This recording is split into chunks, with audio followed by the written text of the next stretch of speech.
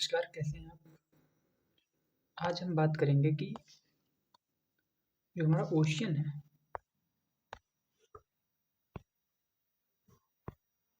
ठीक है? जो हमारा ओशियन है, उसकी जो सैलिनिटी है, यानी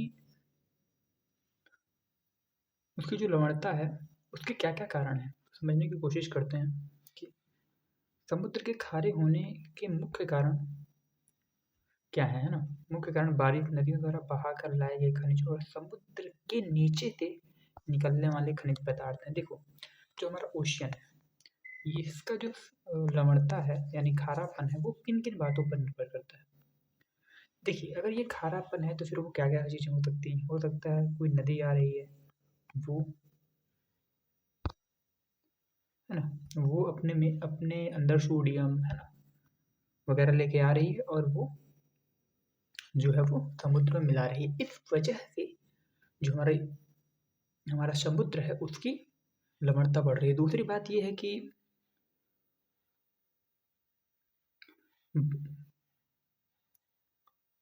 है ना, उसके अंदर ही बहुत सारे कटक होते हैं, ज्वालामुखी होते हैं, उससे निकलने वाले पदार्थ से, है ना, उसकी लवणता बढ़ रही है। या फिर कहीं न कहीं जो वाष्पीकरण वगैरह होता है वो एक फैक्टर काम करता है। तो हम देखते हैं कि हवा में मौजूद कार्बन डाइऑक्साइड बारिश के पानी को हल्का अम्लीय बना देता है। ये देखिए आप, जो चट्टानों को तोड़कर सोडियम और क्लोराइड जैसे लवण समुद्र तक पहुँचाते हैं। यह एक धीमी प्रक्रिया है जो अरबों वर्षों से जारी रहती है। आप इसे समझने की कोशिश कीजिए, ठीक है? क्या कह रहे हैं? कह रहे हैं कि देखिए, मान लीजिए ये हमारा क्या है? समुद्र है, ठीक है?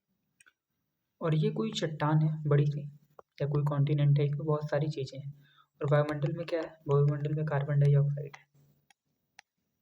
अब जब बारिश होगी, तो बारिश जब होगी तो क्या होगा? कार्बन डाइऑक्साइड से बारिश का पानी अम्लीय हो जाएगा और अम्लीय पानी जब चट्टानों पर गिरेगा तो चट्टानों को क्या कर देगा?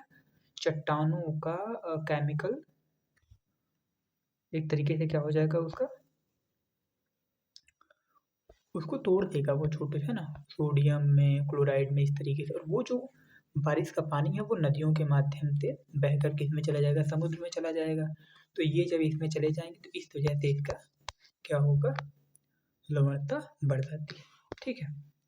अब देखो, महासागरीय लवणता के मुख्य कारण क्या है? पहला है नदियों का प्रवाह। नदियाँ भूमि से चट्टानों और खनिजों को घोलकर समुद्र में ले जाती हैं, पहला कारण। दूसरा, समुद्र के नीचे की गतिविधि।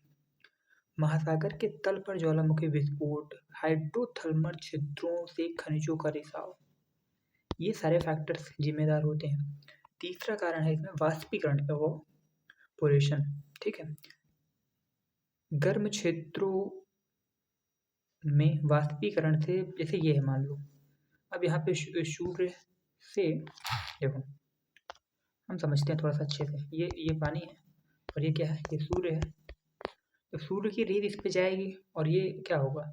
इसमें से अब क्या होगा? भाप बन के ऊपर उड़ेंगे सारे पानी। तो जो नमक का कण होता है ना, सोडियम क्लोराइड का जो पार्टिकल्स होते हैं वो यहीं पर रह जाते हैं और पानी वाष्प बनकर ऊपर उठ जाता है। तो इससे इसकी क्या हो जाती है?